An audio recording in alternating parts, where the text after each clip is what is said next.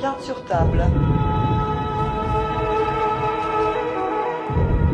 Une émission proposée par Hype FM.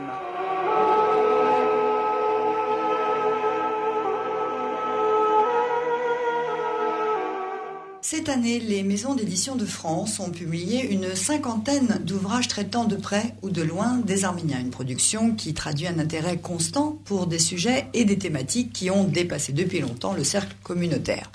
Si de nombreuses maisons comme l'Harmattan, Actes Sud, ont à leur catalogue de nombreux titres traitant de sujets arméniens, la grande majorité des ouvrages spécifiques est cependant publiée par les maisons d'édition arméniennes. Pour elles, publier des auteurs arméniens ou des livres traitant de thèmes arméniens est leur raison d'être, un sacerdoce, pourrait-on dire.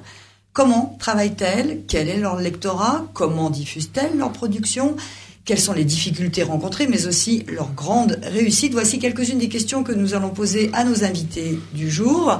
Jeanne Sirapian, bonjour. Bonjour. Votre maison d'édition s'appelle Sigeste. Oui.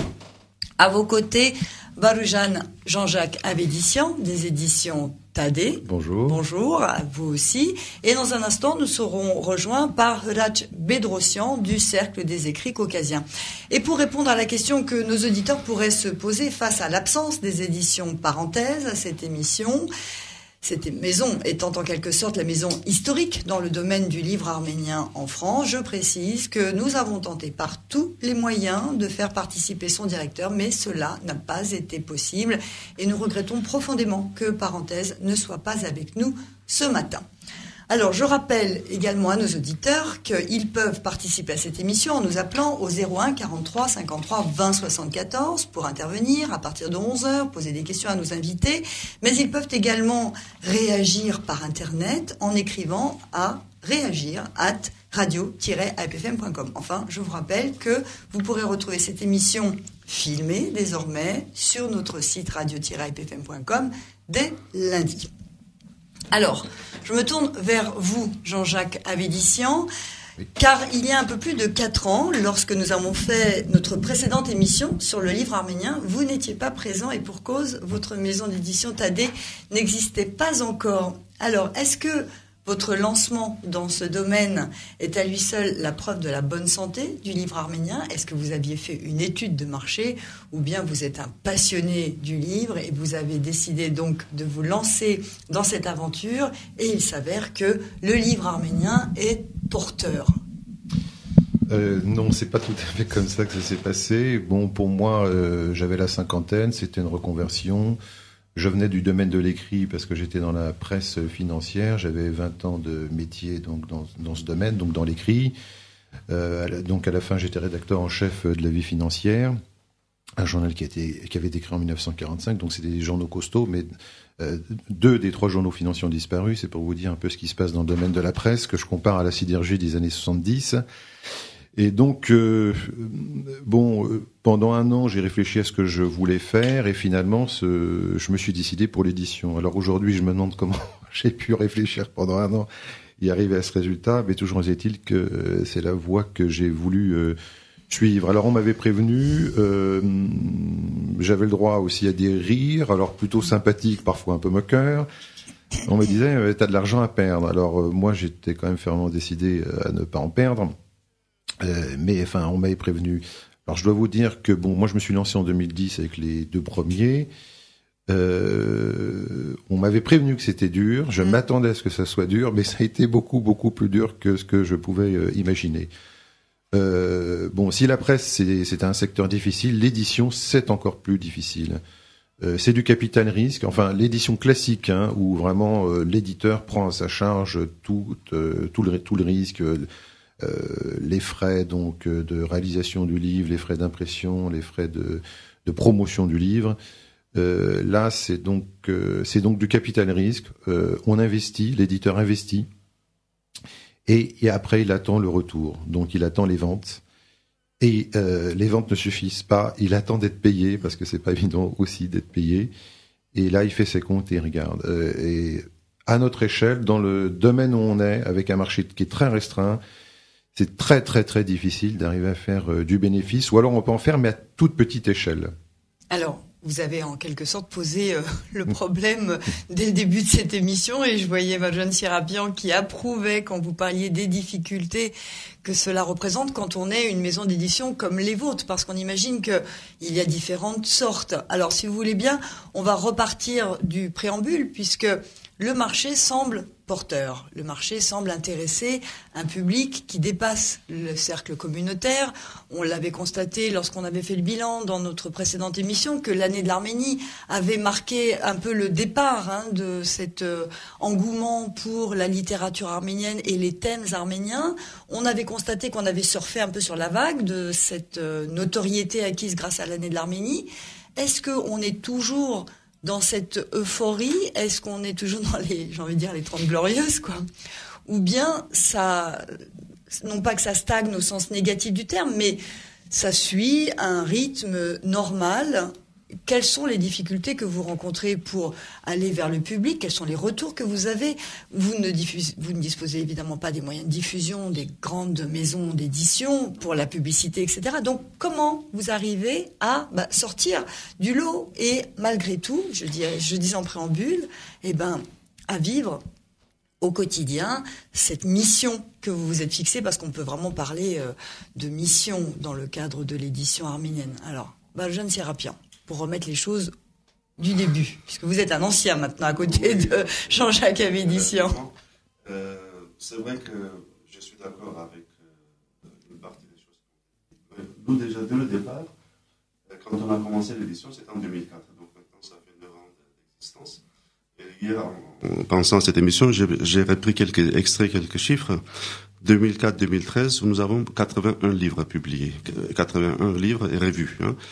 Et si je prends globalement tout ce qui était vendu, tout confondu, 26 300 livres, donc pendant ces 9 années. Alors, pour arriver à ça, au départ, on n'avait pas pensé, parce que c'était pas mon métier non plus en édition, je venais de l'informatique. Mais avec mes expériences d'avance, avec l'Institut Chobanian et tout, on avait déjà pensé à un public non pas seulement arménien, mais arménien et francophone. Et quand je regarde dans ces 81 livres, je vois que, comme vous avez dit tout à l'heure, l'année de l'Arménie était décisive parce que jusque-là, on avait en moyenne 5-6 livres par an, et là, nous en sommes en moyenne à 10, 12, 13 livres par an. Et ça nous a donné une sorte de boost pour aller de l'avant. Alors, notre façon de travailler, c'est vrai que si on pense que les thèmes arméniens, culturels ou politiques ou géopolitiques, c'est assez restreint. Première tâche, c'est de faire comprendre ou faire de la pédagogie un peu à des non-arméniens sur ces causes ou sur ces nouvelles questions arméniennes, je dirais. Mais pour cela, notre business plan est de faire des livres qui sont pas du tout arméno-arméniens, et avec l'argent qu'on gagne avec ces livres-là, pour compenser l'autre qui sont pas forcément commerciaux. Donc nous, jusqu'ici, au point de vue, équilibre financier, on est même content. Ça veut dire qu'on n'est pas déficitaire, on n'est pas à zéro, on est même bénéficiaire au point de vue marchand. Maintenant, pour la diffusion dont vous parlez, effectivement, on n'est ni Gallimard ni Flammarion, mais on a mis des années pour trouver des distributeurs, parce que c'est l'une des difficultés. On l'a trouvé il y a 2 ans. Ça aussi, ça nous a encore augmenté les ventes, même si on a moins de marge, mais eux, ils ont évidemment une diffusion à l'échelle France et européenne. Ça nous a aidé avec 2 maisons de diffusion qu'on travaille maintenant. Alors, Sigest est plus spécialisé quand même dans un domaine. Vous faites surtout de la politique, de la géopolitique. Nous avons 3 lignes éditoriales. Donc, nous avons une ligne, au départ, c'était grand public, surtout avec les Tintins, donc ça, c'était bon. Grand public. Et à côté de ça, on a eu d'autres livres qui se sont ajoutés, des romans policiers, des choses comme ça, qui restent grand public. Après, nous avons une ligne géopolitique, comme vous disiez, soit des essais dans la collection Vie politique de l'Institut Chobanian, qui est publié par Sigest, et aussi la revue Europe-Orient. Donc ça rentre dans la partie géopolitique. Et la troisième, c'est aussi un peu, impulsé par les objectifs de l'Institut Chobanian, à savoir faire connaître la culture arménienne dans les pays francophones et inversement la culture européenne et francophone en Arménie. Exemple, les beaux livres que nous avons sortis, Merveilles d'Arménie, l'encyclopédie, et Mon ami Toumanian, les contes Et là, récemment, le livre Les trois contes Ariane, tout ça, ça rentre dans ce domaine-là. Donc, les trois collections, on dirait, ou lignes éditoriales, c'est ça, grand public, géopolitique et culturel. Dans la partie géopolitique, et là, c'est là que on commence à différer un peu par rapport à la présentation que vous avez faite, nous avons sorti des livres qui n'ont rien à voir avec les thèmes arméniens. Style, notre dernier best-seller qui s'appelle Les Égarés, sur le wahhabisme, fait par un écrivain, journaliste, ancien journaliste français, et puis la pensée stratégique russe. Donc, par la bande, peut-être ça peut toucher le Caucase, tout ça, mais en réalité, ce sont des thèmes qui sont pas des thèmes arméniens. Oui, mais ça, ce sont les livres que vous éditez qui vous permettent, comme vous l'avez dit tout à l'heure, de financer les autres livres. Et comme disait tout à l'heure Jean-Jacques, c'est qu'effectivement, à la base, quand même, il y a un risque, parce qu'on ne sait pas quel livre va faire. Je prends toujours l'exemple, quand je fais ces interventions, l'exemple d'Actes Sud, où un seul livre, Le Millénium, que je crois que Flammarion ou Gallimard avaient refusé, eux ils avaient pris, et ça leur a fait une sorte de rentrée d'argent incroyable. Donc ça on ne sait pas d'avance. Mais nous partons avec des petits tirages. Avec les nouvelles technologies aujourd'hui, on n'a pas besoin de tirer des milliers d'exemplaires. Et après, si ça marche, retirage, nous en sommes. Alors, les livres des Alevi, par exemple, c'est quelque chose que nous n'avions pas pensé que ça serait un best-seller. Là, nous en sommes à 2000 exemplaires de vendus. À notre échelle, oui, c'est déjà... c'est ce que j'allais dire. Il faut remettre les choses à l'échelle de maisons d'édition. Oui. Quand on parle de best-seller, c'est 2000 exemplaires. Oui. Voilà. Alors que chez des maisons comme Flammarion, un best-seller, c'est 20 000. Plus. C'est des dizaines, ça peut être des centaines de milliers. Mais il y a un premier niveau, c'est... Qu'est-ce qu'ils attendent justement? Je repense à l'exemple du livre de Gilbert Sinoé qui était paru chez Flammarion, dont on avait parlé évidemment lors de la précédente émission. Pour eux, ce minimum, c'est 5000 exemplaires déjà pour eux. Enfin, la première barème. D'accord. Donc, voilà. Bon, c'est difficile d'avoir les chiffres, mais bon, moi j'ai cru comprendre qu'ils en avaient savoir que c'était quelques dizaines de milliers, 40, 50 000, quelque chose comme ça. Ce qui, pour un auteur comme Sinoé, était pas terrible. Sur d'autres thématiques, il avait davantage de succès. Mais je donnais cet exemple parce qu'il avait effectivement tiré à 30 000 exemplaires en premier tirage et que c'était un peu la référence pour eux. Donc c'est juste pour que nos éditeurs comprennent que quand on parle de best-seller pour nous, là pour vous ce matin, 2000 exemplaires, c'est satisfaisant. Ah oui. Parce qu'il faut savoir, moi j'ai pas l'antériorité. Jean-Jacques Avédicien. Oui. Je n'ai pas l'antériorité en tant qu'édition télé, mais je l'ai appris en discutant dans le métier avec les différents opérateurs et prestataires que j'ai. Les chiffres n'arrêtent pas de décroître. On lit de moins en moins. Les gens, le lectorat est de plus en plus âgé. Qu'est-ce qui se passe aussi? Les titres sont de plus en plus nombreux. Donc le gâteau est plus petit, mais il y a beaucoup plus de parts. Donc c'est très difficile. Alors vous êtes en train de dire que c'est un mal, cette multiplication des parutions dans les maisons non arméniennes en plus, parce que il y a eu beaucoup de publications qui ont échappé un petit peu aux maisons d'édition arméniennes et qui ont rencontré vraiment un public. Alors je pense que c'était beaucoup plus facile, enfin c'était moins difficile il y a 20, 30, 10 ans qu'aujourd'hui. Qu'est-ce qui était moins difficile? C'était moins difficile, c'était plus facile finalement de réussir, d'arriver à vendre un livre, de le diffuser qu'aujourd'hui. Aujourd'hui, c'est de plus en plus dur. Mais en général, vous voulez dire pas en parlant de la thématique arménienne, d'accord. Bon, il y a une prime au gros, parce que les lecteurs, comme partout, sont un peu moutonniers. On essaye de lire le bouquin dont on parle, etc. Et donc, pour arriver par la qualité à passer, c'est vraiment de plus en plus dur. Alors, pour fixer tout de suite les ordres de grandeur que les gens comprennent, parce que les chiffres sont un peu tabous, tout le monde, ils sont difficilement vérifiables, donc il y a beaucoup d'intox à ce niveau-là. Généralement, les chiffres annoncés sont souvent très gonflés. Mais pour jouer la carte de la franchise, parce que moi je suis tout petit, j'ai rien à perdre, je peux vous dire la chose suivante. Dans le domaine arménien, les gens se figurent qu'une communauté arménienne est estimée aux environs de 500 000. Un bouquin va se vendre à plusieurs milliers d'exemplaires. Alors c'est très difficile déjà sur la thématique arménienne de dépasser le cap du 1000 exemplaires net vendus. Généralement, alors après il y a les domaines. Si vous faites un bouquin de poésie, ça va être assez difficile à vendre, c'est même quasiment impossible. Si vous faites un bouquin de photos, très très difficile à vendre. Si un grand joaillier nous avait demandé conseil, on aurait peut-être pu lui dire que l'aventure dans laquelle il s'embarquait était très très difficile aussi. Bon, mais restons sur la littérature telle que la nôtre, hein, parce que nous, on a choisi aussi les difficultés. Oui. On n'est pas dans le domaine le plus facile, sauf peut-être Tintin, la bande dessinée, mais sur du roman pur, sur des bouquins, des essais politiques, économiques et tout. Bon, là, là, c'est très difficile. Alors justement, vous êtes votre maître, votre propre maître. C'est vous qui choisissez ce que vous éditez. Alors vous pourriez aller vers du plus facile. Voilà, on peut aller vers du plus facile. Alors, ce qui se vend un peu plus facilement, c'est du bouquin pratique, technique. Alors, pratique. Par exemple, les livres de cuisine ont eu du succès. Hein. Moi, je voyais quand on allait aux signatures, les dernières qu'on avait faites ces dernières années, les livres de cuisine se vendaient comme des petits pains. Ouais.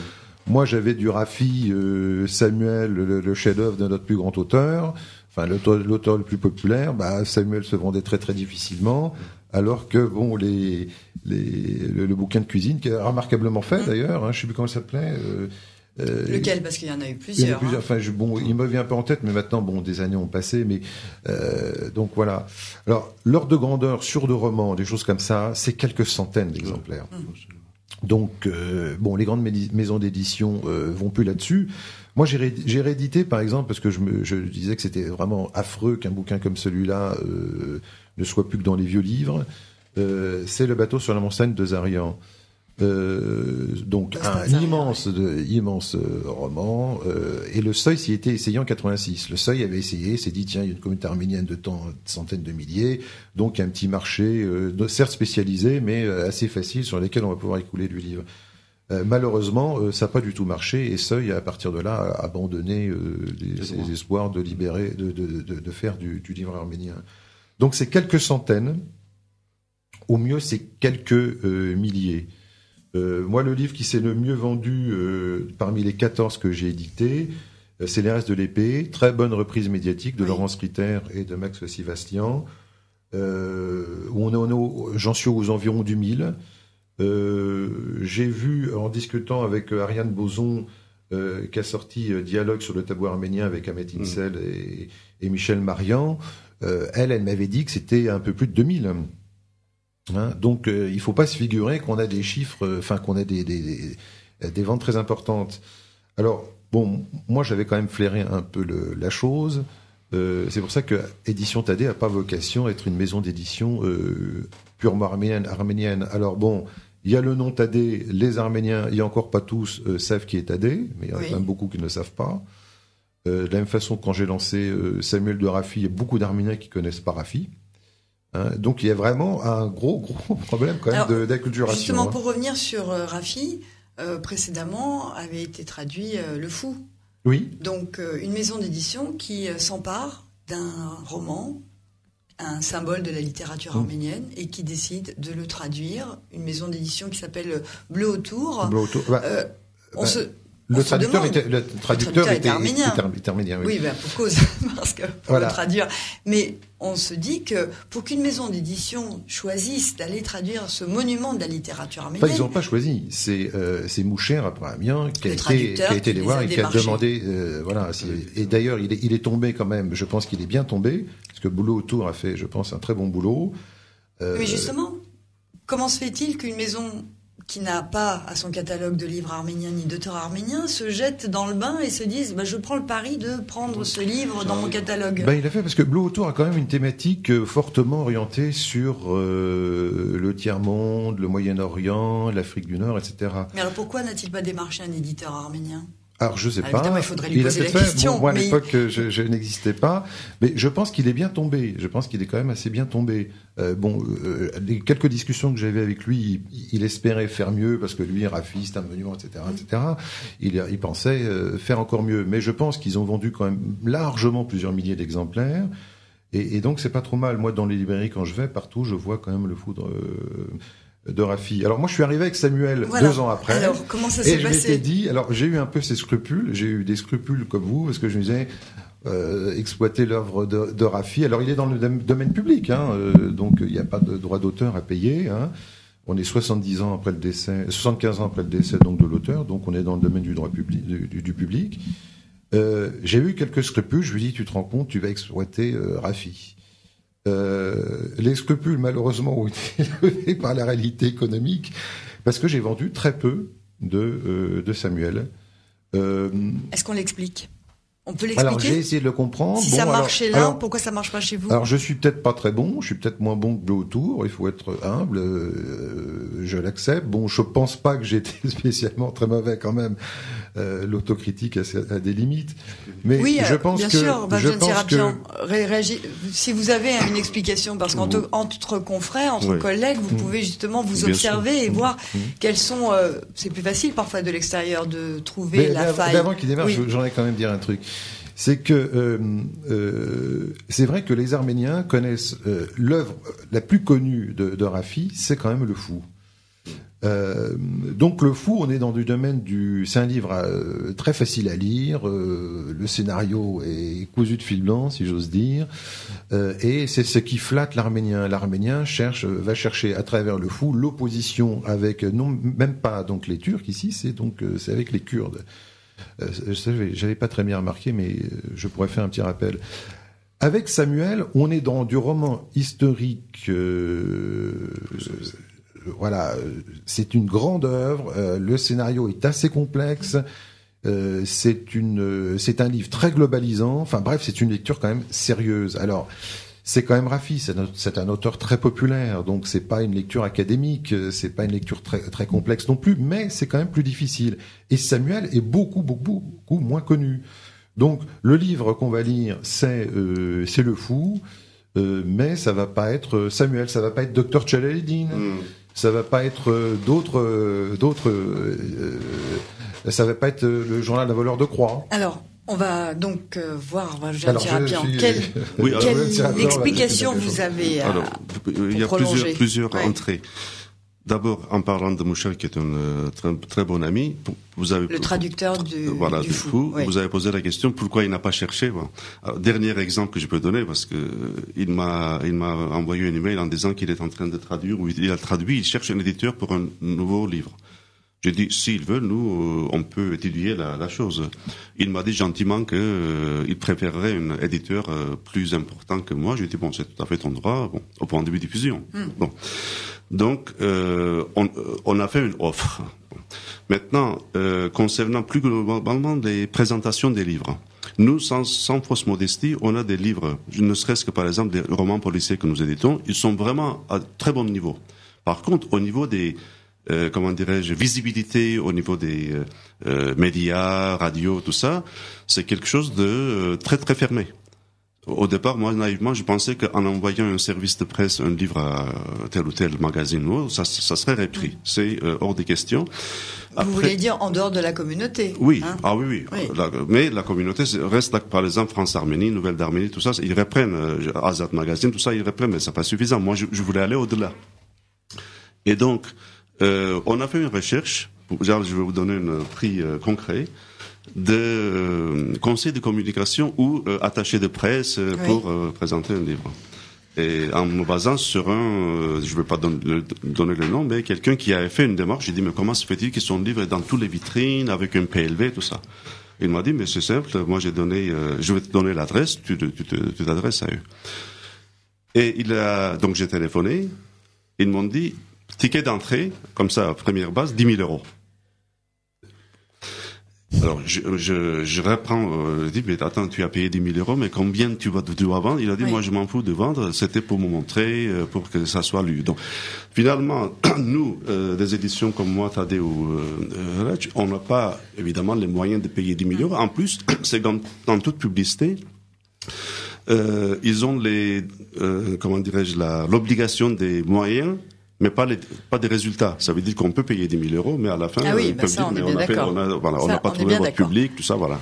Alors, je fais une pause dans cet échange pour saluer l'arrivée de Hrach Pedrossian. Bonjour. Bonjour. Votre maison d'édition, les Cercles des écrits caucasiens que vous représentez. Donc, on va voir dans un instant avec vous quels sont les problèmes que l'on peut développer ce matin, les questions que l'on peut développer en votre compagnie. Et je profite de votre arrivée pour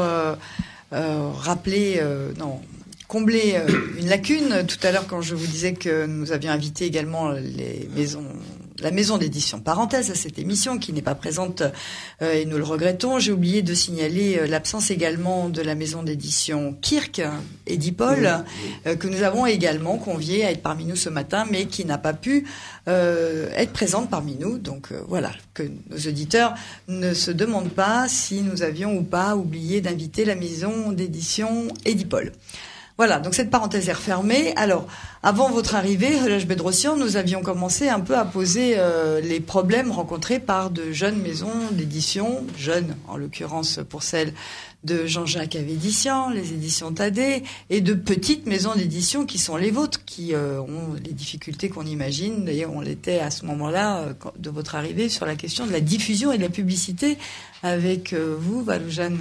Oui. Sirapian, parce qu'on essayait de comprendre un peu pourquoi un auteur se vend dans une maison et moins bien dans une autre. Alors, on avait pris l'exemple de Rafi, qui avait publié donc la traduction, enfin qui avait publié, dont on avait publié la traduction du Fou, c'était bien vendu, et vous, aux éditions Thaddée, Samuel, moins, mais le livre lui-même est différent, il est plus complexe, voilà, on n'est plus sur le même registre. Alors, là je vais quand même envoyer sur quelque chose d'important. Donc au bout d'un an d'expérience, j'auto-diffusais mes livres, et c'est vraiment très difficile parce que au bout d'un moment, on y passe tout son temps. Il faut livrer les livres, il faut les faire payer, il faut les expédier. Enfin bref, c'est l'horreur. Il faut arriver avec son livre sous le bras chez les libraires et essayer de les vendre. Il y a certains réseaux qui vous sont interdits. Par exemple, Fnac est l'un des rares où on pouvait quand même rentrer et essayer de vendre son livre. Mais des réseaux comme par exemple Gibert, si vous n'avez pas un diffuseur, vous n'avez pas distribué. Donc, au bout d'un moment, je me suis dit, bon, tu peux pas tout faire à la fois. Et puis, honnêtement, moi, le commercial, je pense pas que ce soit vraiment le domaine dans lequel j'excelle. Donc, donc la solution pour un éditeur pour être diffusé, c'est de trouver ce qu'on appelle un diffuseur-distributeur. Et là, c'est la première étape pour un jeune éditeur. C'est la première étape donc de sélection. C'est le grand obstacle. C'est trouver quelqu'un qui veut bien vous distribuer. Donc, moi, je l'ai quand même trouvé au bout d'un an, ce qui est quand même pas mal, parce que d'habitude, ils demandent quand même une expérience et tout et tout. Donc, je l'ai trouvé, c'est Dodin. C'est un des 7 distributeurs de France. Ils ont, me concernant, ils ont 7 diffuseurs. Ils disent pas commerciaux, parce que c'est peut-être plus élégant. Ils ont donc 7 distributeurs qui se partagent la France en 7 régions. Et ces 7 distributeurs distribuent... D'accord, donc vous avez réglé ce problème technique, voilà. On va dire. Alors, j'ai réglé ça, et donc... Mais déjà, il faut une crédibilité. Tout le monde n'est pas distribué. Tous les éditeurs ne sont pas distribués. Alors, cela dit, c'est un coût. Alors, les auditeurs, il faudrait qu'ils le sachent. Ce coût, c'est que... un livre qui est vendu en librairie... Moi, je n'ai plus le droit, du coup, de vendre des livres en librairie. C'est le distributeur qui a cette exclusivité. J'ai signé un contrat avec eux pour ça.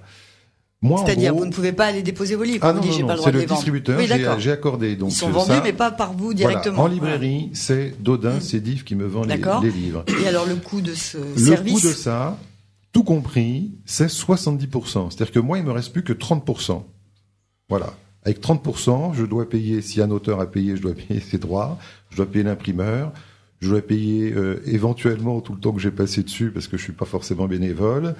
Les frais de promotion, on en a parlé. Moi, une fois, j'ai essayé de prendre un attaché de presse, on a fait pression. J'ai pris un attaché de presse, ça m'a coûté 2 000 € en quasi pure perte parce que l'attaché de presse que j'avais eu, qui par la suite avait été embauché dans une maison d'édition, avait eu l'honnêteté de me dire, écoutez, monsieur l'édition, elle avait vu que j'étais un petit éditeur, que je payais, etc. Écoutez, monsieur l'édition, entre nous, c'est pas la peine de prendre une attaché de presse, vous avez la liste, etc. Vous pouvez très bien vous le faire vous-même. Bon, mais j'ai essayé aussi. Et effectivement, il faut peut-être payer très cher, avoir vraiment un très bon attaché de presse avec un grand réseau, voilà. Mais bon, payer à notre niveau à nous, payer des milliers d'euros alors ça peut être un risque, on peut le prendre aussi, mais bon, avancer 10 000 €, je pense qu'on aurait du mal quand même à le faire. Alors, et puis tout de suite pour compléter en une phrase, c'est que nous avons constaté, quand je parlais relativement de nos best-sellers, dans les 3 livres, on a constaté qu'il y avait une autopromotion de l'auteur. Ça veut dire que la pensée stratégique, c'est un professeur à l'université de Grenoble. Il a fait lui-même, il est connu, il a son réseau. Les égarés sur le wahhabisme, c'est un journaliste, il a ses réseaux, donc il avait une liste à qui on a envoyé et que ça a très bien marché. Et surtout, il y a des comptes rendus dans d'autres sites ou autre. Et puis les Alevis, c'était autopromotion aussi parce qu'il y a une fédération des Alevis en France. Ils sont 200 000 quand même, il faut savoir. Donc c'est comme ça a marché comme ça. Mais là, à chaque fois, vous nous donnez des exemples qui ne nous concernent pas directement ce matin, parce que j'aimerais bien qu'on parle du livre arménien uniquement, dans le Jeune Sérapien, si vous voulez bien, parce que là, on s'égare. Là, la question est de savoir comment les livres que vous publiez à thématique arménienne ou d'auteurs arméniens touchent leur public, et comment on peut continuer à publier aujourd'hui en France, en 2013, des livres à thèmes arméniens ou d'auteurs arméniens et rencontrer un vrai public. C'est ça la question. Je vais vous donner la réponse. Je suis d'accord avec vous, mais pour vous expliquer que... Oui, mais c'est pas vraiment l'explication qu'on attend. En parlant des livres arméniens que je le fais, pour pouvoir faire ce livre-là de 3 contes arayan, il faut que je vende des livres français pour avoir l'argent pour investir là-dessus. On a bien compris. Mais moi, c'est les associations arméniennes. J'aimerais qu'on revienne à ces livres arméniens et ces auteurs arméniens. Sur un truc, par exemple, pour Samuel, c'était mon 2e livre. À cette époque-là, je n'avais pas encore le diffuseur. Je n'avais pas encore le distributeur. Si je l'avais eu, je pense que ça serait beaucoup mieux passé, effectivement, mais je l'avais pas encore. Mais je pense que une des solutions à votre question, c'est peut-être Hráč qui va nous la donner, parce que lui, il est vraiment sur la thématique arménienne, il a l'expérience, et alors, je pense que son système est remarquable et il va certainement nous l'expliquer. Alors, il est vraiment sur la thématique arménienne. Enfin, quand je lis la liste du catalogue, du petit catalogue, parce que vous êtes tout jeune, des éditions Thaddée, vous n'avez que des livres à thématique arménienne aussi, quand même. Vous avez quand même choisi de rester uniquement dans cette thématique. Non, c'est-à-dire que moi, j'ai eu jusqu'à présent 14 livres. Bon, le 14e va sortir à mi-novembre. Là, j'ai beaucoup d'espoir sur ce livre parce que c'est Maria Callas par Nadia Stancio. Ah oui, donc vous aussi vous diversifiez pour faire un petit peu comme les éditions Sigest. Dès le début, c'est-à-dire qu'au début, quand je me suis lancé, il y avait vraiment des bouquins que j'avais vraiment à cœur, dont le premier qui était Les Mémoires de mon grand-père. Donc là, je démarrais sur la thématique arménienne. Après Samuel, j'ai une naïveté de croire qu'avec l'aura de Rafi, ça me permettrait de payer, etc. Mais ça m'a rien payé du tout. Et après, j'ai lancé quelques autres livres arméniens. Bon, mais sur les 14, j'en ai 6 qui sont purement thématiques arméniennes. À l'avenir, j'en aurai quand même un peu moins, je pense. J'en ai 7 qui sont pas du tout arméniens, et j'en ai un qui est au milieu, qui est Chrétien d'Orient, de Pascal Malguézian, qui vient de sortir. Votre dernier ouvrage. Voilà, qui est pas. Alors, tournons-nous donc vers Hráč Bedrosian, qui nous a rejoint il y a peu. Alors, on a posé un petit peu les problèmes techniques, financiers, la difficulté d'investir sans être certain d'avoir un retour sur investissement. Bon, on va dépasser ce cadre pour aller maintenant vers la problématique de base. Comment rencontrer ces lecteurs ? Le fond du problème. Le fond du problème. Absolument. Quels sont les lecteurs pour les maisons d'édition comme les vôtres ? Hasmik, vous savez que en général, d'une manière générale, je préfère m'exprimer en français. Partout où je vais, je dis, quand on me dit est-ce que vous voulez vous exprimer en arménien ou en français, je dis en français parce qu'en général, le public est francophone. Bon.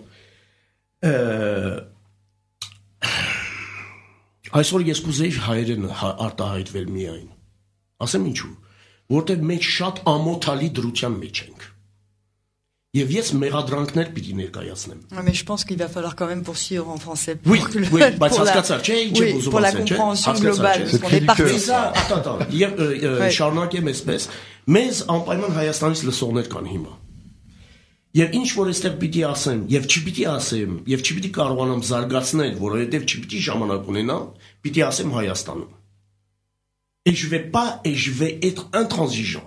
Je vais être impitoyable.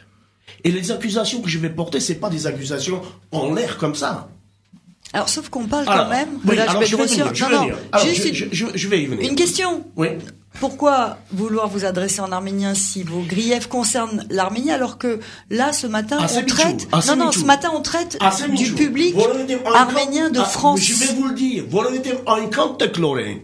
Que les structures, soi-disant culturelles, les gens qui, soi-disant, certaines personnes, d'ailleurs, je donnerai des noms et ils auront un droit de réponse s'ils le veulent. Et d'ailleurs, je m'en suis jamais caché. Je l'ai déjà dit à haute voix.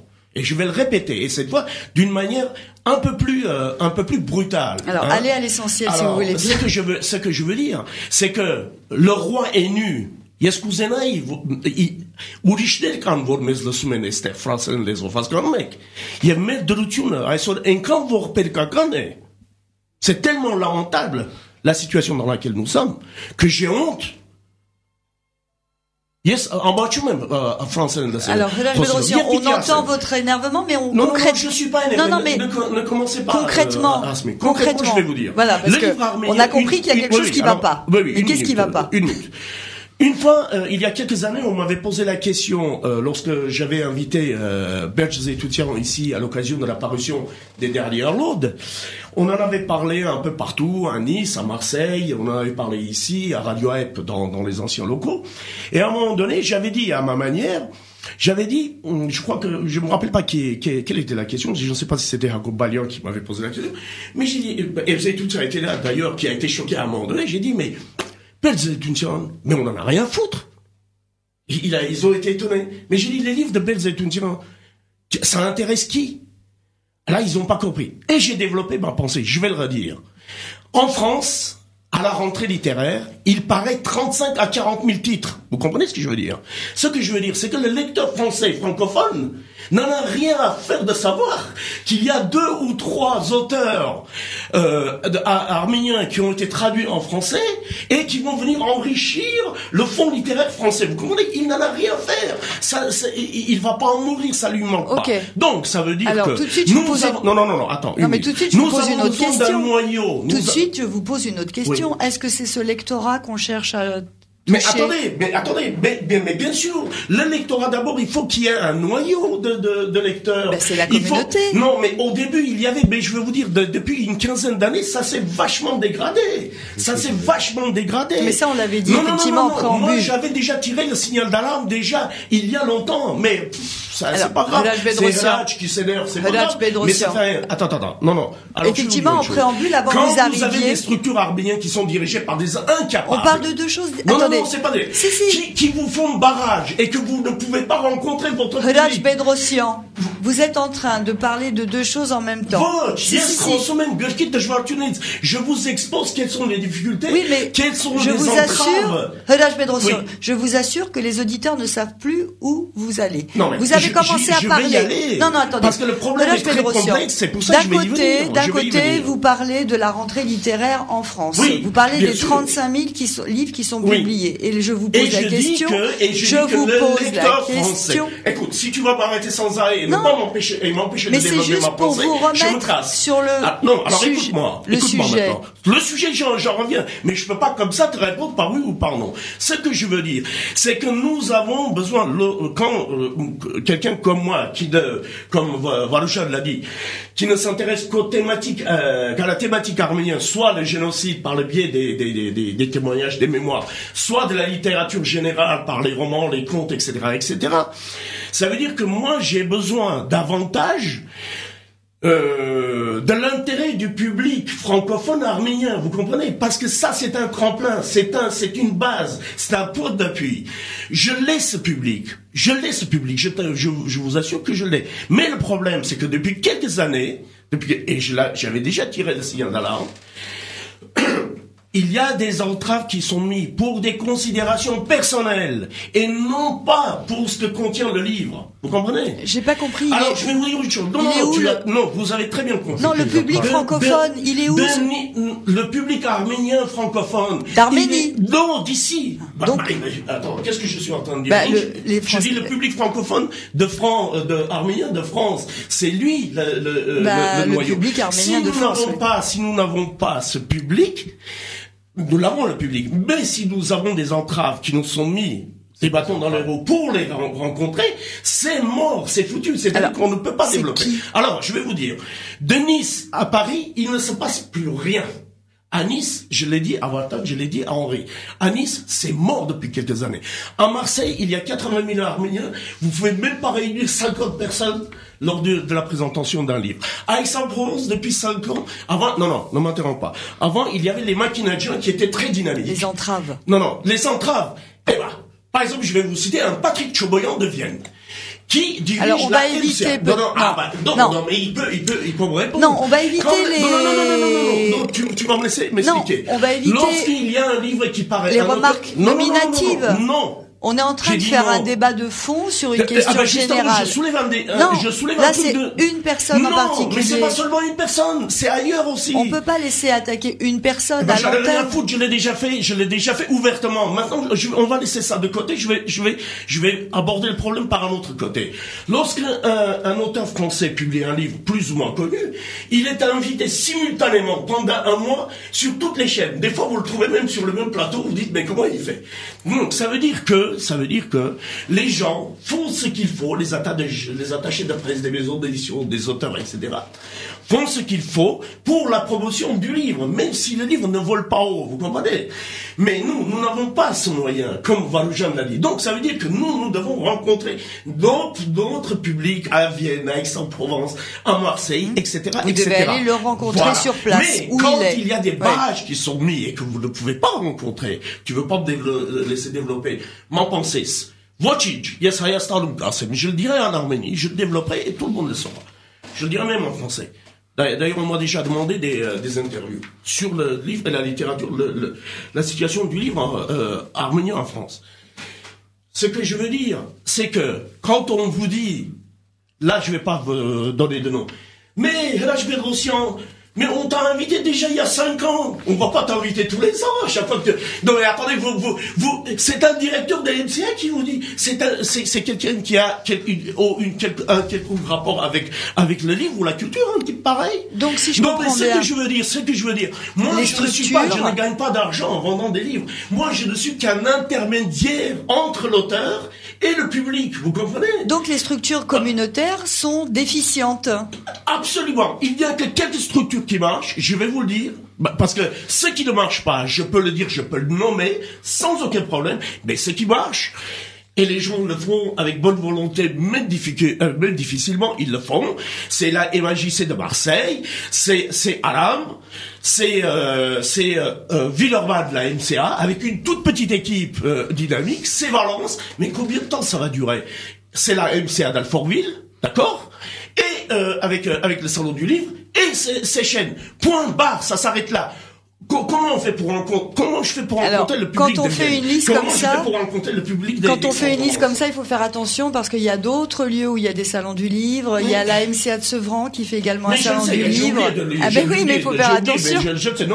Non. Les gens ils savent. Bon. Je peux oublier, mais c'est juste une omission. Donc, si on comprend bien, géographie. Non. Maintenant, je vais vous dire une chose. En 2012. Mais vous disiez que c'était mort. Je rentre dans le fond. Quand en 2012, une bonne femme vient sur le stand de l'Arménie à la porte de Versailles. Je ne connais pas ni d'Adam ni d'Ève. Et il vient. Je sais pas, peut-être Valoujan le sait. On l'a rencontré ensemble. Valoujan Sirapian, et tout à l'heure vous parliez de Jean-Jacques Avédician. Monsieur Bedrossian, oh là là, vous publiez des livres très intéressants, etc. Mais ce serait bien que vous veniez à Nice. Est-ce que vous accepteriez de venir à Nice? Sirapian le sait. J'ai dit, mais bien sûr, madame, il n'y a aucun problème, vous nous invitez, vous faites un petit salon du livre, nous allons vous dire, mais vous, qui êtes-vous, madame? Ah, je suis conseillère municipale à la ville de Nice. Oh, très bien, donc, elle a des leviers entre les mains. Bon, on échange nos cartes de visite, etc. Sans faute, on va se contacter, monsieur Bedrossian, etc. Un an passe. Au bout d'un an, je décroche le téléphone, j'appelle cette brave dame en disant, voilà, vous vous souvenez, oui, on se souvient de vous. Alors, qu'est-ce que c'est devenu, ce salon de livre qu'on a fait? Ah oui, mais vous comprenez, il y a des problèmes, d'organisation, je ne sais pas, il y a patati patata, plouf, c'est fini. Mais là, c'est pas terminé. La communauté, là. Mais nom de Dieu. Mais là, c'est pas la communauté, là. Non, c'est pas la, non, mais, elle veut représenter la communauté. Ben non, si elle est conseillère municipale de Nice, c'est pas la communauté, là. Madame Tchemkinelin-Tchian, bon, c'est pas... Alors, voilà. On a bien compris elle prétend représenter. Vous êtes rentré dans le vif du sujet sur Absolument. La question qui était comment vous pouvez rencontrer vos lecteurs. Donc, par des salons, par des rencontres. C'est comment on ne peut pas rencontrer. Et a priori, ce réseau-là est sous-exploité. Or, c'est le seul qui est offert aujourd'hui aux maisons d'éditions arméniennes. C'est pas le seul. Alors c'est vrai. Alors moi, c'est l'essentiel. C'est l'essentiel. Oui. Alors c'est vrai que comme je l'ai dit, c'est un petit marché. Bon, quelques centaines de livres, au mieux quand on a un succès 1000 ou plus, ce que je souhaite à tout le monde ici. Mais il y a quand même un avantage, c'est que ce marché, il est quand même identifiable. On est quand même aidé, il y a quand même des grandes sympathies. Bon, j'espère n'oublier personne, mais bon, on a un support comme Hype, la porte nous est quand même grande ouverte. On a les journaux arméniens. Oui, parce que l'émission au fil des pages animée par qui est formidable, Saténique fait un boulot superbe.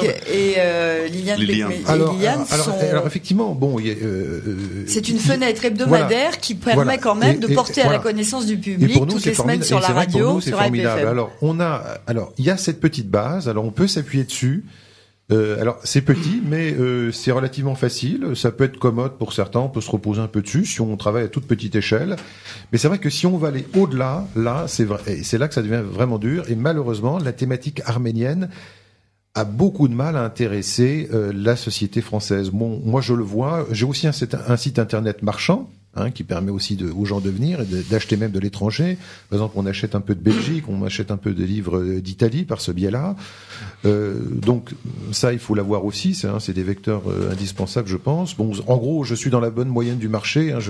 5% de mes ventes proviennent de l'internet.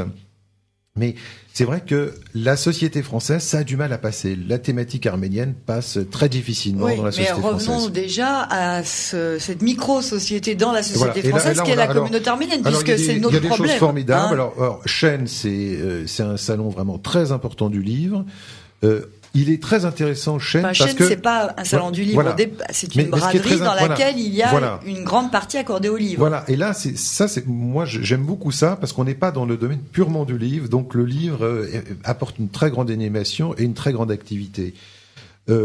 Alfortville, le salon d'Alfortville, alors là on est vraiment dans un univers purement du livre. Non, à Alfortville, la spécificité elle est au-delà, c'est que c'est le seul salon du livre arménien, mais arménien au sens propre du terme, c'est-à-dire qu'il n'y a que des thématiques arméniennes et non pas des auteurs de noms arméniens qui publieraient sur d'autres thèmes. Mais là on est spécialisé très livre, alors que Chêne justement on ne l'était pas. Donc il y a la MCA de Livry, il y a Pierre Djarayan, la MAJC de Marseille, il fait un boulot superbe et il est vraiment fidèle, il est vraiment très fidèle, voilà. Et Villeurbanne aussi. À Villeurbanne, bon, moi j'ai pas eu à m'en plaindre. À Lyon, moi j'ai toujours eu un petit peu de mal à Lyon. Voilà, donc il y a des choses, il y a des choses remarquables et on a ça heureusement. Après, c'est un petit peu difficile de travailler. Parfois, c'est un peu difficile de travailler entre Arméniens, ça on le sait, parce que ça devient tout de suite assez passionnel. On a l'impression d'être un peu en famille. Un petit problème qui ne dégénérerait pas avec un étranger en famille, ça prend parfois des proportions. Mais pourquoi présenter un livre? Venir dans une structure pour demander à présenter un livre sur Paris, par exemple, il y a plein de structures qui pourraient accueillir des séances de signature avec. Non, mais c'est ça le fait de. Vous avez des gens qui, par exemple, dans une affaire familiale, peuvent absolument pas travailler ensemble, et parfois c'est vraiment l'inverse. On a un immense plaisir, et c'est irremplaçable de pouvoir travailler en famille. Si on comprend bien, ce sont essentiellement les salons qui vous permettent d'aller à la rencontre du public. Les salons et la presse. Et de capter le public, parce que c'est là où on capte le public qu'on ne connaît pas et qui ne nous connaît pas. Ça, c'est très important. Et ce public existe. C'est ça le plus malheureux. Alors justement, le public qui nous écoute ce matin, nos auditeurs, s'ils souhaitent se joindre à nous pour vous poser des questions, ils peuvent appeler le 01 43 53 20 74, intervenir à l'antenne, poser des questions à nos invités, apporter peut-être des propositions, de leur dire ce qu'ils aimeraient et peut-être leur donner des idées de publication, parce que je voudrais aussi vous demander comment vous faites vos choix de publication de tel ou tel livre. Et je vous rappelle aussi que vous pouvez réagir sur Internet en écrivant à réagir@radio-IPFM. Donc n'hésitez pas, 01 43 53 20 74 dès maintenant pour intervenir dans cette émission. Alors, pour parler des difficultés justement de présentation des livres dans un milieu arménien, on a quand même une certaine expérience depuis un certain temps. Alors globalement, comme vous disiez, j'ai les deux facettes, ça veut dire arménien et non arménien. Pour vous donner un exemple concret. Chaque fois qu'on s'est déplacé pour présenter le livre des Alevis, alors en face de nous, nous avons des Alevis dont la plupart ils sont pas francophones. Donc, normalement, ils ne devraient pas acheter le livre. je ne suis jamais revenu d'une conférence la valise pleine. Ça veut dire tout ce qu'on a apporté c'était vendu. Pourquoi? Soit c'était vraiment acheté par les gens en conférence, ou bien ils disaient on va pas vous laisser partir avec vos livres, donc on achète vos livres, l'association. Il y a une certaine solidarité. Deuxième exemple que j'avais eu avec le livre de Varvarian, les sagas des héros de Sassoon, donc là c'est la saga David de Sassoon, chez les Sassoonci de Arnouville. Georges Abkarian, tout ça, président, on fait notre table, les gens rentraient, ils regardaient, hop, ils achetaient quelque chose et ils partaient, le saga. Mais je voyais qu'ils parlaient pas le français. Alors j'ai dit à Georges, mais ces gens-là, il dit, mais en turc, il me dit, ils parlent ni le français ni l'arménien. Et j'ai dit, pourquoi ils achètent? Ils ont vu le nom de Sassoon. Oui, puis ils l'achètent aussi pour leurs enfants, qui eux parlent le français. Donc, nous, à contrario, quand on a fait un exemple de mon ami Toumanian, c'est quand même Toumanian, à l'UGAB à Paris, donc ils nous ont gentiment donné la salle. J'avais en face de moi, avec Alice Varvarian, présentation avec Qui avait fait la traduction, 16 personnes en face de nous. Bon. Donc, ça fait que on peut, moi je ne mets pas en cause les associations parce qu'ils font les noms qui ont été cités. Effectivement, nous aussi nous profitons de cette plateforme. Mais en face de nous, il y a des gens qui sont pas peut-être aussi acheteurs entre guillemets que d'autres. Vous l'avez dit, il y avait 16 personnes devant nous. Alors une présentation de livre à l'UGAB avec les moyens de communication dont dispose l'UGAB, la publicité qui fait autour de cette rencontre. On peut imaginer que ça va toucher un grand public. Alors, surtout que c'était pas un livre en arménien, c'était traduit en français. Donc non, mais attendez, posez-vous la question, pourquoi l'UGAB est arrivé à ce niveau? Parce qu'avant, il y a une quinzaine d'années, c'était beaucoup plus dynamique. Alors, je veux bien que vous ne donniez pas des noms.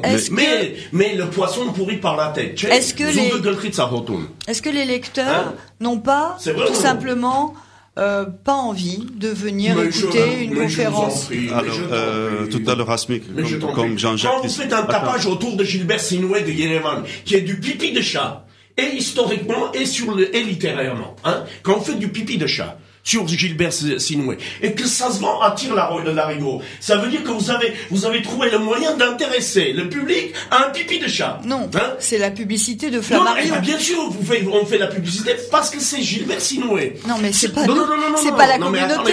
Attendez. C'est pas la communauté arménienne qui fait cette publicité. Si, absolument. Non. Pourquoi Gilbert Sinoué et pourquoi pas Rachid Tashtens? Pourquoi pas Hakop Oshakan?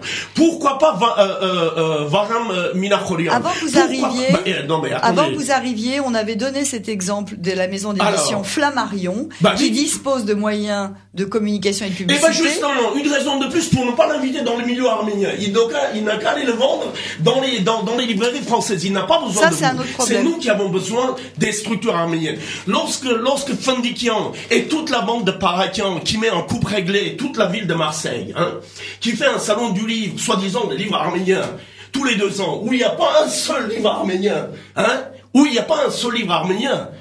digne de son nom, où on invite Sinoué, Aznavour, je sais plus l'autre qui écrit Harry Potter français, etc. Mais qu'est-ce que ça a à voir? Alors, mais ce sont des réseaux, vous comprenez pas ce que ça veut dire?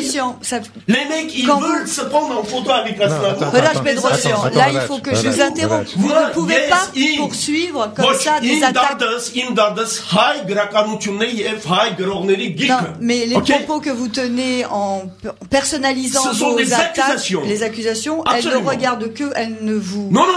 Et il y a des droits de réponse, ils n'ont qu'à m'en parler. De votre entière responsabilité. Absolument. Il n'y a pas moyen, nos auditeurs l'auront remarqué, de vous interrompre pour que vous mettiez... Non, parce que la situation se pourrit d'année en année et vous ne vous en rendez pas compte. Alors qu'on a déjà tiré le signal d'alarme depuis longtemps. Je vais te dire une chose. Moi, j'en ai rien à foutre. Moi, j'aimerais que nos auditeurs réagissent et nous disent pourquoi ils ne viennent pas aux rencontres avec les auteurs. J'ai oublié aussi de citer Luc Favre, qui fait le travail qu'il peut faire. J'ai aussi oublié de citer la nouvelle organisation des Hunchak, qui fait ce qu'il faut, ce sont des jeunes.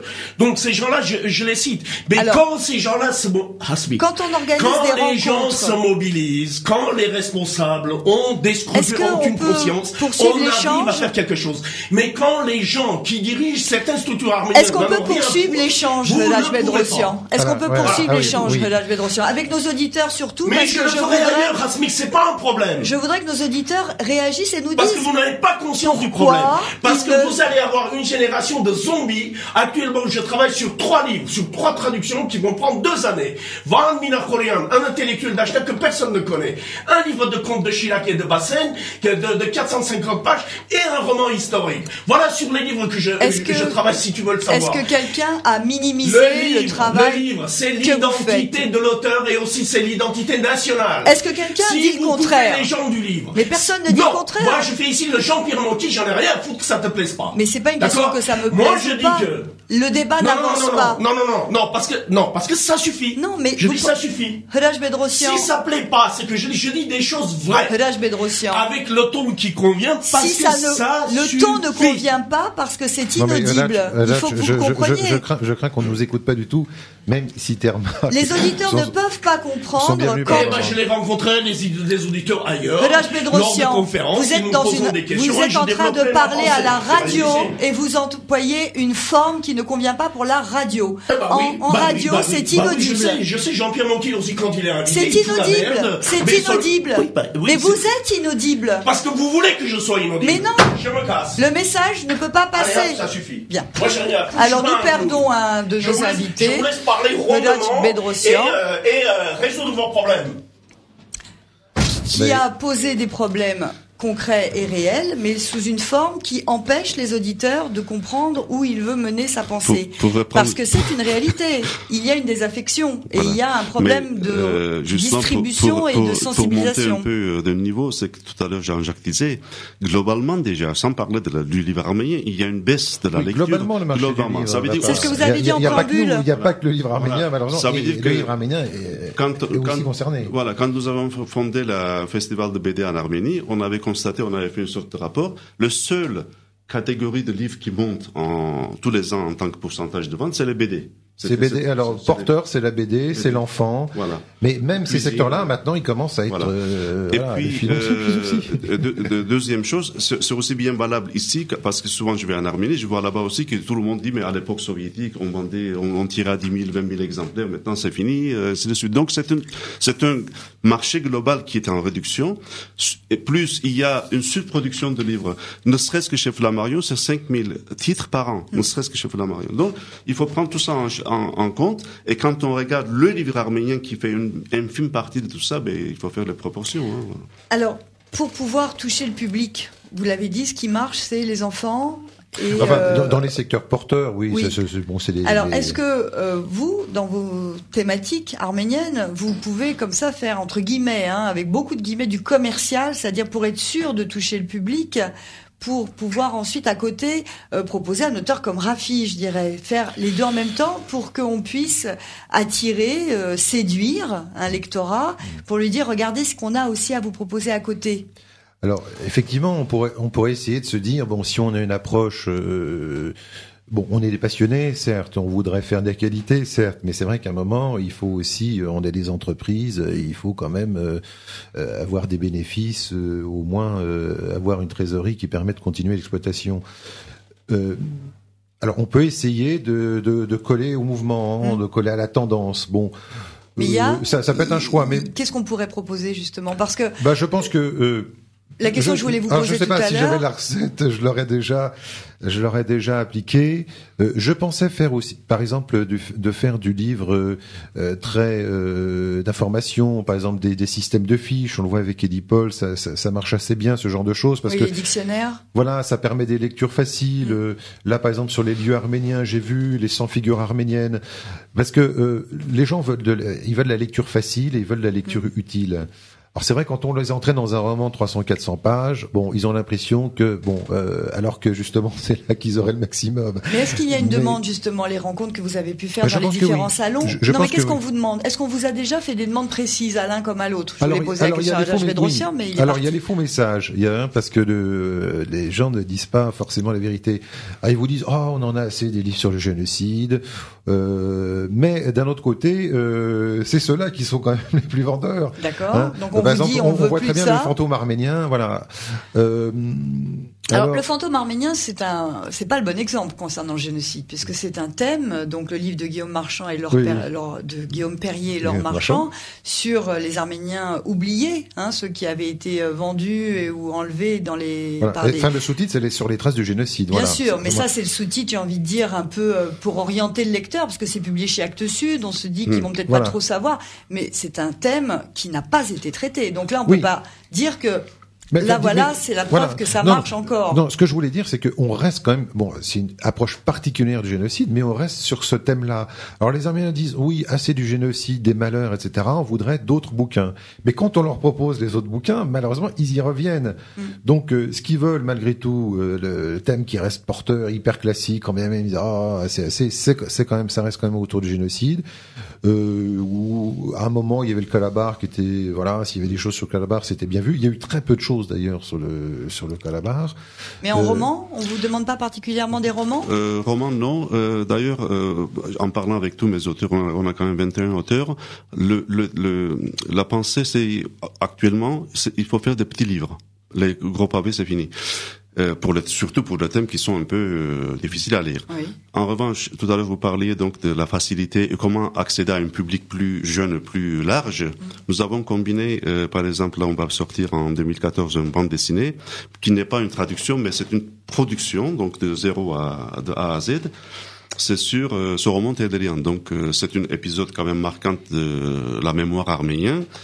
On a pensé que c'est en même temps une sorte de thriller, qui est peut-être universel. Et donc, j'ai choisi comme dessinateur Paolo Cossi, qui est quand même connu dans le milieu arménien aussi. Et donc là, on fait un livre indirectement sur le génocide, parce qu'il y a des flashbacks pour voir comment il est venu jusqu'à cet acte ultime de l'assassinat de Talat Pacha. Et nous avons déjà dès maintenant pensé à une diffusion non pas arméno-arménienne, mais au-delà. Donc là, c'est un thème qui peut être à la base génocide, une sorte de thriller, bande dessinée, donc vraiment de diffuseur Makassar, il est très intéressé, ainsi de suite. Donc on peut aussi trouver une sorte de combinaison pour accéder à un public, parce que si on reste vraiment arméno-arménien, là c'est très très limité.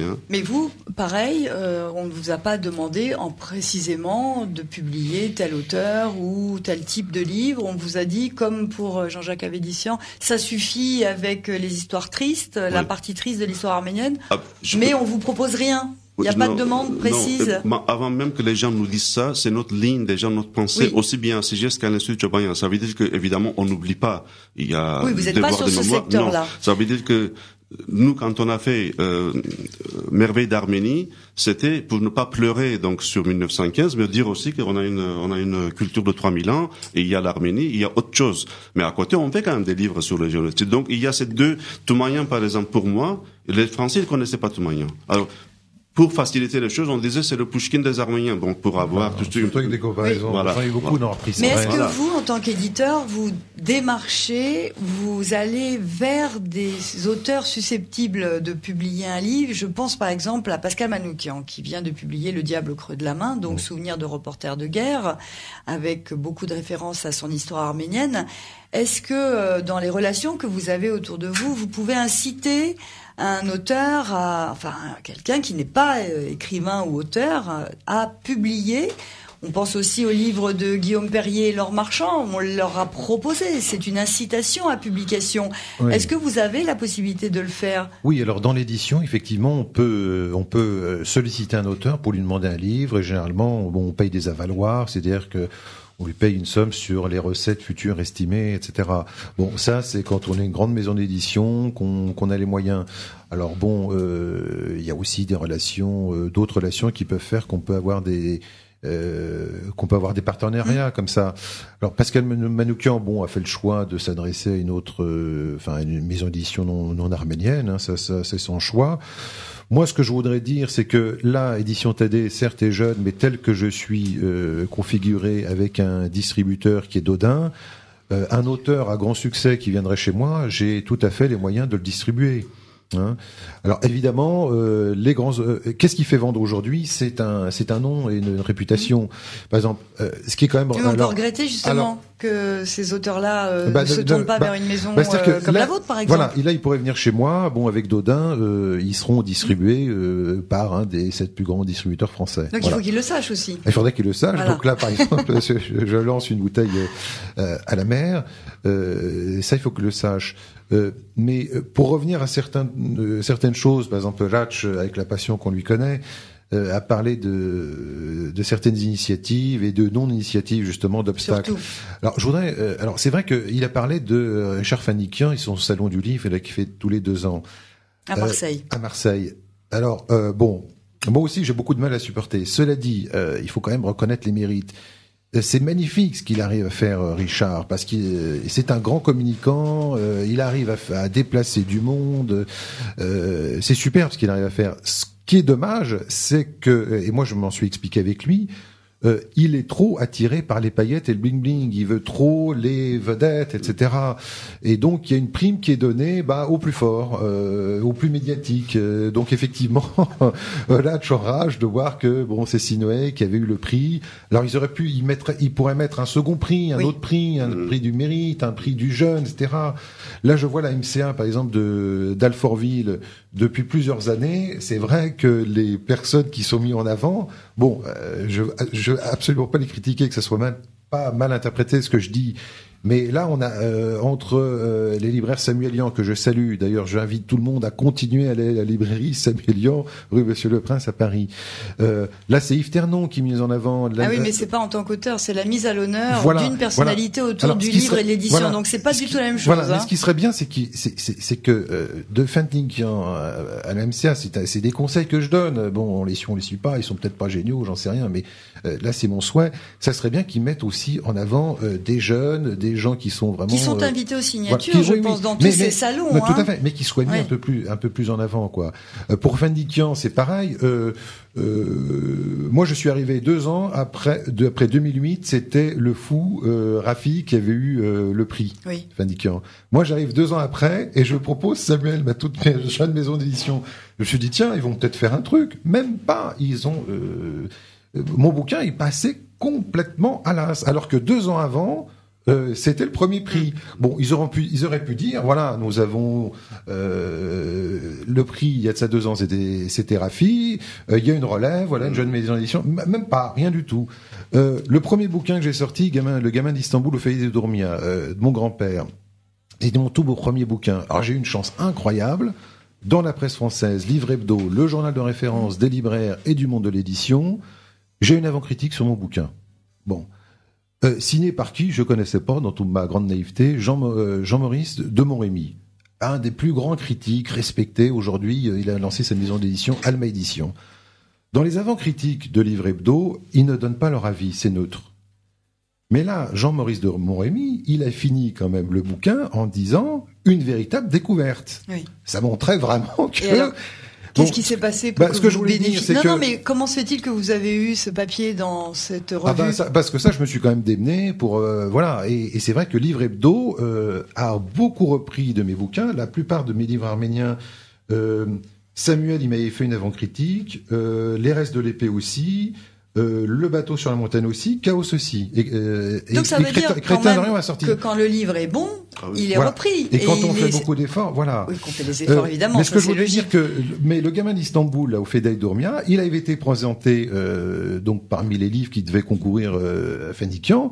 Mais pareil, il est passé, mais vraiment, ils ont on a compris. Donc, alors, ce que je veux dire, c'est que peut-être que nul aussi n'est prophète en son pays. Vous voyez, par exemple, les restes de l'épée de Laurence Ritter, Maxi Vassian, qui sont connotés arméniens, il a peut-être eu moins de succès que Guillaume Perrier-Laure Marchand, journaliste au Monde, au Figaro. Bon, c'est vrai que derrière, il y a toute la puissance de... qui ont déjà leurs propres médias pour assurer la promotion de ce livre. Et on ne peut que s'en féliciter, compte tenu aussi de la diffusion de ce thème. Alors, pareil pour Sinoé, totalement méconnu du grand public. Pareil pour Sinoé, Hratch a vraiment a vraiment laminé Sinoé. Moi, en revanche, effectivement, je pense que c'est au niveau donc littéraire, c'était peut-être pas un monument, certes, mais moi je rends quand même mérite à Sinoé, c'est qu'il a apporté quand même son nom au service de la thématique arménienne, et il a écrit Yerevan, et il y a quand même des dizaines de milliers de livres qui sont vendus, et c'est bien. Grâce à Sinoé. Et ça serait bien que de grands auteurs apportent leur plume. Bon, il y a eu Rafi Chart aussi, et qui a fait Les Enfants de l'oubli. Voilà, donc si de grands auteurs viennent sur la thématique arménienne, alors on pourrait toujours dire que c'est commercial, que leurs bouquins sont pas terribles, ceci, c'est cela. Mais bon, je pense qu'il faut aussi faire la part des choses. Oui, mais ça, c'est bien le signe de la notoriété. C'est bien la preuve que les Arméniens, les thématiques arméniennes sont tombées un peu dans le domaine public et qu'on commence à connaître et on a envie de s'en emparer pour soi-même écrire sur ce thème. C'est bien ça, c'est quand même la plus belle des reconnaissances que l'on pouvait espérer. Et quand Sinoé publie Yerevan, que Flammarion met derrière toute sa puissance, automatiquement ça touche un lectorat qui n'aurait jamais entendu parler de la question arménienne, sinon on peut pas s'en plaindre. C'était d'ailleurs la démarche qu'il avait fait au début du XXe siècle à Jacques Chobanian. Il a fait parler de la cause arménienne, parler non-arménien. C'était ça son idée. Et nous poursuivons pour reprendre ce que vous disiez, pour inciter les jeunes, par exemple, auteurs. Ou pas jeunes, mais pas connus, ou qui vont publier un premier livre. Voilà. Nous avons mis un système en place, c'est que nous tirons à des peu d'exemplaires des livres, évidemment jugés, nous avons un comité de lecteurs, donc si c'est intéressé, on dit aux jeunes ou moins jeunes le premier livre, voilà, tu auras un petit à valoir pas grand chose, donc c'est pas toi ni nous qu'on va gagner de l'argent avec ça, mais c'est une pierre à l'étrier, parce qu'une fois qu'il est publié, c'est BNF, c'est Didicom, Elect, tout ça, donc il a son nom déjà partout. Donc ça va pas très loin comme investissement, mais il y a un travail entre l'Institut Chobanian et SIGES qui finance tout ça. Et j'ai oublié tout à l'heure de remercier aussi, tout à l'heure Jean-Jacques il a dit 2 mots, mais sans préciser que certains livres que nous avons publiés, nous, ça serait jamais publié sans le mécénat des fondations Gulbenkian ou Institut Chobanian ou autres, Tekeyan, et ainsi de suite. Donc ça, ce sont des livres justement qui sont pas forcément commerciaux, mais pour nous, c'est indispensable de le sortir, donc on trouve les moyens de les financer. Alors, on va conclure cette émission qui a été un petit peu mouvementée, qui est partie dans tous les sens. Et on regrette d'ailleurs profondément le départ de Hratch Bedrosian de cette émission. Et il faut quand même qu'on précise à nos auditeurs que c'est la première fois en 20 ans d'existence qu'un invité quitte ainsi le plateau en pleine émission. Donc on le déplore et surtout précisons que nous ne partageons pas les attaques qu'il a portées sur certaines personnes durant cette émission, que ses propos n'engagent que lui, Hratch Bedrosian. Donc on tenait à le préciser. Alors, donc, pour conclure, c'est difficile évidemment parce qu'on a ouvert plusieurs conversations, plusieurs thèmes en même temps. Il n'y a rien qui peut être conclu dans le sens de fermer les portes sur un sujet, rien n'est clos. La question de base, c'est comment rencontrer les lecteurs et pour que eux-mêmes fassent du bouche à oreille et que les lecteurs se multiplient. Donc il faut déjà les rencontrer. Alors les salons du livre, c'est bien, mais a priori ça ne suffit pas. Comment faire aujourd'hui pour aider les maisons d'édition à poursuivre cette mission qui sert l'ensemble de la communauté? Parce que les livres servent à l'ensemble de la nation arménienne. On le disait tout à l'heure, Hratch Bedrosian disait le public francophone. Je pensais qu'il parlait du public francophone d'Arménie, et à juste titre, puisqu'il y a aussi en Arménie, mais peut-être dans d'autres régions du monde, moins sans doute, des lecteurs qui peuvent être intéressés par vos publications. Mais le dernier exemple concret, je rentre de Yerevan, l'Institut Chobanian a offert 21 livres en français à la bibliothèque Issa Hakian de Yerevan, par exemple, parce qu'il vient d'ouvrir une section française parallèlement à la section américaine qui existait.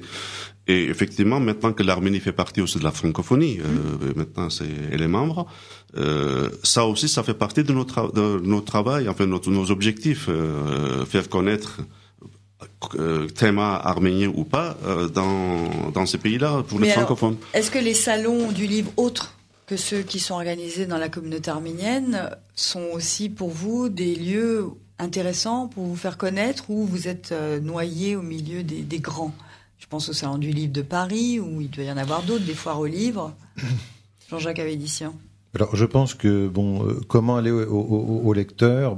C'est vrai que c'est pas facile, mais je pense que il faut travailler et encore travailler. C'est une course de fond. Il faut tenir sur la durée. Moi, ça va faire pratiquement 4 ans, c'est pas beaucoup, mais avec tout ce que j'ai pris, c'est très dur. Et je pense que si Hrač était dans cet état-là aussi, c'est qu'il doit beaucoup souffrir. C'est vrai que il faut se rendre compte à quel point c'est difficile. Moi, alors, il n'est pas question de minimiser les propos de Hrač Bedrosian, parce que ce qu'il dit est très important. Il a soulevé des problèmes de fond. Le problème était que la forme rendait inaudible ses propos. Tout à fait, c'est ça qui est dommage. Et Hrač Bedrosian ne peut pas le dire autrement. Alors, de domaine de l'édition, on n'en a pas parlé aussi, mais il y a une dimension qui est très importante. Comme on sait que c'est un secteur qui est souvent pas rentable, il y a une dimension très importante dans l'économie de l'édition. La part du mécénat est importante. Donc, c'est des secteurs qui peuvent être subventionnés, aidés, sponsorisés, etc. Moi, je dois avouer que je n'aurais jamais tenu le coup si j'avais pas eu en solidarité des mécènes, je peux appeler ça comme ça, qui sont d'anciens collègues de travail du monde de la finance. Donc, c'est eux qui m'aident essentiellement. Dans le milieu arménien, j'ai eu beaucoup plus de mal à passer. Une fois j'ai sollicité la Fondation Gulbenkian pour qu'ils m'aident sur le bateau sur la montagne au Chaos. Ils m'ont répondu très rapidement avec une magnifique lettre, un très beau papier, que non, que ils se réservaient pour des choses, si j'ai bien compris, un peu plus académiques et avec en langue arménienne. J'ai trouvé que c'était un peu dommage comme choix. Je sais pas, ça a peut-être évolué, mais le mécénat c'est aussi un boulot. Il faut aller chercher les fonds, les subventions. Le Centre national du livre, moi j'ai pas été, mais il aurait fallu que j'y aille. Mais tout ça, c'est la chasse à la subvention aux aides au mécénat, c'est du boulot, il faut le faire. Et rien n'est facile, hein, voilà. Non, mais c'est aussi l'occasion pour vous peut-être de lancer un appel à des auditeurs qui auront envie bénévolement de vous rejoindre et de s'investir. Alors on peut lancer beaucoup d'appels, mais on avance vers la fin de l'année. Vous savez que le mois de décembre est pratiquement mort là pour tous les, parce qu'on considère les libraires ont fait leurs vitrines où ils vont les faire là, et pendant un mois et demi il se passe rien. Les commerciaux vont pas les embêter parce que c'est pas la peine en décembre d'aller les voir. Donc on se réveille que mi-janvier, début février. Aujourd'hui, par exemple, pour vous dire aussi que la chaîne de l'édition c'est assez long. Par exemple, pour moi, si je veux mettre un livre dans les librairies pour avril, il aurait fallu que je fasse ma fiche de présentation pour les commerciaux le 15 novembre. Vous voyez. Donc c'est maintenant, lourd. C'est effectivement lourd. Voilà. Donc le prochain coche maintenant, si je veux vendre des livres en librairie à mi-mai, il faut que je fasse ma fiche pour les commerciaux le 24 janvier. Et donc, qui dit fiche commerciale, dire que déjà il faut un visuel de la couverture, avoir lu le bouquin pour en faire la fiche. Donc, c'est 4-5 mois à l'avance, vous voyez. Voilà. Mais vous avez d'ici là les salons dans la communauté arménienne, voilà. Donc notamment en décembre, vous aurez. Alors en décembre, il y a beaucoup de salons, Chênes, Infortville, MCA de Sevran. En parlant de salon, cette année, nous avons pris une décision avec un petit budget de prendre un stand à nous directement au salon du livre de Paris de mois de mars. Juste pour voir, et puis de toute façon c'est à fond perdu, hein. Pour nous c'est une sorte de publicité, c'est un tout petit stand pour voir un peu. Genève aussi, on le fera après. Et puis deuxième chose, que tout à l'heure on a parlé rapidement du CNL, qui nous a beaucoup aidé jusqu'ici du livre, sans lequel normalement ça se passe comme ça. Donc vous faites une traduction dans les deux sens, français arménien, arménien français, ou anglais, peu importe, dans deux langues. Ce qu'on paye au traducteur, qui est barémé en France, donc il y a un barème, il paye en gros la moitié à l'éditeur. Mais 6 mois après, ça veut dire qu'il y a un comité, il faut qu'il décide si c'est valable ou pas. Ça, c'est un peu technique. Cette année, après le changement de gouvernement, alors est-ce que c'est le budget qui est restreint? 4 de nos livres qu'on a fait traduire, les Ramchen ou celle de Aïbazian, tout ça, tout ont été refusés. Ça veut dire que financièrement c'est lourd parce que en ce moment-là, nous on a avancé, on a commencé les travaux, on peut pas arrêter, donc on n'a pas eu cette aide. Mais c'est vrai que jusqu'à l'année dernière, jusqu'à donc mai 2012, tout ce que nous avions présenté en revanche était accepté, était une aide appréciable. Alors quand vous dites que vous allez prendre un stand au Salon du Livre de Paris, la question qui vient derrière, c'est pourquoi tous les éditeurs arméniens de France ne se regrouperaient pas sur un seul et même stand en investissant ensemble pour c'est une possibilité. J'avais pas eu l'occasion d'en parler avec Jean-Jacques Ratch. On en avait parlé quand l'année dernière, ils n'ont pas fait. Cette année, ils n'ont pas fait. Donc, il n'y avait pas de stand arménien. Parce que sinon, on avait un stand arménien fait par le ministère de la Culture mais arménienne. En dehors de l'Arménie, moi, je parle des éditeurs de France. On en avait discuté et j'avais fait le premier démarche pour voir un peu les prix. Parce que cette année, ils ont fait une nouveauté, ça s'appelle coup de pouce. Donc, ça coûte pas très cher. Mais effectivement, moi, je serais pour. Ça veut dire que le seul petit problème, c'est que quand on prend à 2 ou 3 éditeurs, eux, ils acceptent qu'un seul enseigne. Donc, à ce moment-là, il faut trouver quelque chose de générique, par exemple, éditeur arménien. Alors, donc, là, on va au devant de problèmes. Voilà.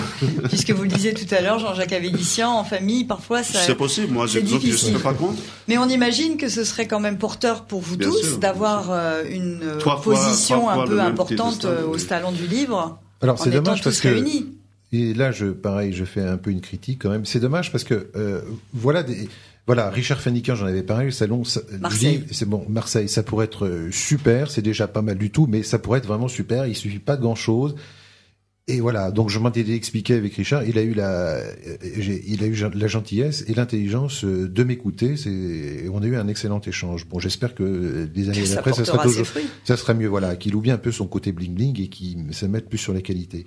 Pour le Salon du Livre avec l'ambassade au Salon du Livre à Versailles, l'ambassade avait pratiquement fait la démarche. Ils avaient payé, on s'était vu, nous, entre éditeurs. Mais est-ce que vous avez un intérêt à être en relation avec l'ambassade d'Arménie pour un Salon du Livre des éditeurs arméniens de France? Voilà, non, mais le truc, il était simple. C'est que le Salon du Livre, c'est une participation, c'est minimum un ticket de 1 000 euros. Par éditeur. Alors c'est vrai que pour nous ça pouvait faire un peu cher, mais c'est vraiment une petite place, voilà.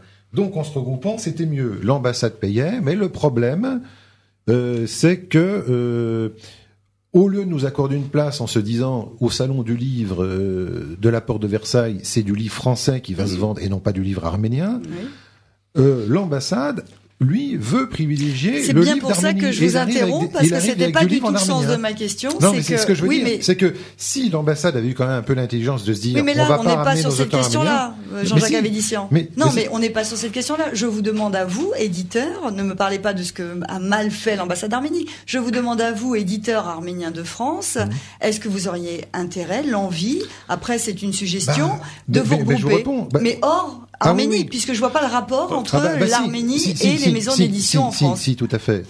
Regardez, il y a un tas de petites maisons d'édition qui participent au Salon du Livre, parce que le Salon du Livre coûte quand même très cher. Bon, vous pouvez avoir une toute petite place qui vous coûte rien, mais enfin c'est tellement petit qu'on se demande l'intérêt que ça peut avoir. Alors, il y a beaucoup de petits éditeurs, on le voit d'ailleurs au Salon du Livre, qui sont subventionnés, dont les stands sont payés, par exemple, par des régions. C'est ça. Voilà. Alors pourquoi ce que des régions font, l'Arménie ne pourra pas le faire pour nous? Et ce qui est dommage, c'est ça que je veux dire, on y était presque. Ils avaient pris le stand collectif avec 6 éditeurs possibles. Mais ils ont voulu trop privilégier et voilà. La solution. Mais alors on va peut-être pas trop détailler parce que là c'est un autre sujet. C'était juste une suggestion. Donc en conclusion, un petit coup de pouce pour rencontrer vos parfait. Lecteurs, c'est le grand problème que vous rencontrez aujourd'hui. Sinon, pour vous, éditer des livres à thématiques arméniennes ou bien d'auteurs arméniens est porteur aujourd'hui encore. On a encore cet engouement qui ne faiblit pas, puisque vous, Wolfgang Serapian, vous êtes là depuis longtemps, vous pouvez le dire. C'est un secteur qui continue à rencontrer un lectorat. Oui, en plus, comme vous disiez au départ, c'est pour nous, en tout cas, mais je pense aussi pour Jean-Jacques, c'est une mission. Oui, il y a cette dimension-là. Et il y a ce fonds, heureusement, qui existe toujours. Quand bien même, effectivement, le marché du livre a tendance à se réduire. D'ailleurs, regardez moi je suis stupéfait quand je vais chez les amis et que je regarde leur salon. La plupart du temps, dans les salons, il n'y a plus de livres. Il y a une immense télé, qui devient de plus en plus grande, mais il y a très rarement des livres. Alors que il y a ça 10, 15, 20 ans, c'était une fierté quand même dans son salon d'avoir une bibliothèque. Avec parfois un côté très caricatural, il y avait des faux livres, quoi. Merci messieurs, merci Jean-Jacques Avédician, donc la Maison Thaddée, Valoujan Avédician, Maison Sigeste, d'avoir Valoujan Sirapian et Jean-Jacques Avédician, d'avoir participé ce matin à cette émission houleuse et mouvementée.